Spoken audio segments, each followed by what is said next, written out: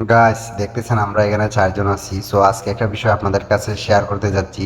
সেটা হচ্ছে আপনি যদি মালিক থেকে দূরে থাকেন, আপনার মালিক যদি আপনার পাশে না থাকে, তাহলে আপনি কাজ করতে কতটুকু সুবিধা হবে এবং আপনার বেনিফিট কি হতে পারে। সো এই বিষয়ে আজকে কিছু আপনাদের সাথে শেয়ার করতেছি। আশা করি ফুল ভিডিওটা দেখবেন এবং কথাগুলো শুনবেন, আপনাদের মতামত কমেন্টে জানিয়ে দিবেন। So let's go.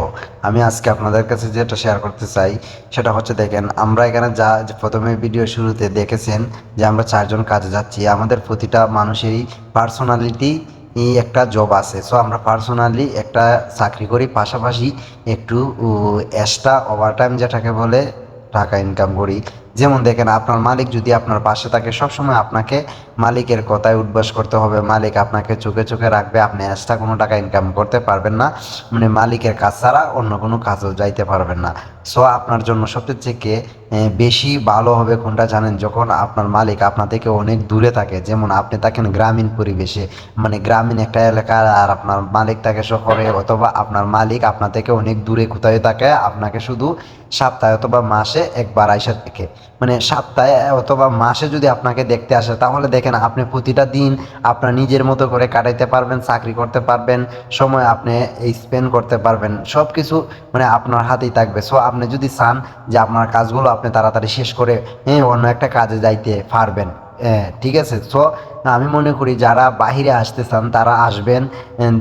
কীরকম, অনেকে ভাবে যে গ্রামীণ এলাকাতে যাইবো না অথবা মরুভূমিতে যাইবো না, মানে এই ধরনের অনেক কিছু ভাবেন। কিন্তু আপনি দেখেন, মালিকানা যদি একটু মানে মোটামুটি চলার মতো যদি একটা পরিবেশ থাকে, আর মালিক যদি আপনার থেকে দূরে থাকে, তাহলে আপনার জন্য এটা হচ্ছে প্লাস পয়েন্ট। কারণ মালিক আপনার সাথে থাকবে না, আপনি এদিকে ওদিকে এক্সট্রা কাজ করে মোটামুটি ভালো একটা অ্যামাউন্ট মাস শেষে উঠাইতে পারবেন। সো বর্তমানে মালিকানা কাজ করে মালিক পাশে থাকলে কিছু করা যায় না ভাই, বা ইনকাম থেকে ব্যয় বেশি। ঠিক আছে, এখন যেমন ইনকাম তেমন ব্যয় না। কারণ আপনি এখন মালিকানা কাজ করতেছেন, 5 টাকা আপনার এক্সট্রা আসবেন, আপনি সব সময় শুধু মালিকের টানিয়েই থাকতে হবে, খাইতে হবে, চলতে হবে, নিজের ফ্যামিলি দেখতে হবে শুধু মালিকের টাকা দিয়েই। যত টাকা আপনার বেসিক স্যালারি আছে তত টাকায় দিই। সো আপনি যদি এক্সট্রা ইনকাম করতে পারেন, ওইটা দিয়ে আপনি চলতে পারেন, অথবা আপনার পার্সোনাল কিছু প্রবলেম আপনি ফেস করতে পারবেন, আর মাস শেষে আপনার বেসিক স্যালারিটা বাংলাদেশে পাঠাইতে পারবেন, কিছু একটা আশা করা সম্ভব। সো আমি যে কথাটা বলবো, আপনারা চেষ্টা করবেন মালিক থেকে দূরে, মানে মালিক থেকে দূরে কোথায় কাজ করা যায় কিনা বা কোথায় চাকরি হয় কিনা।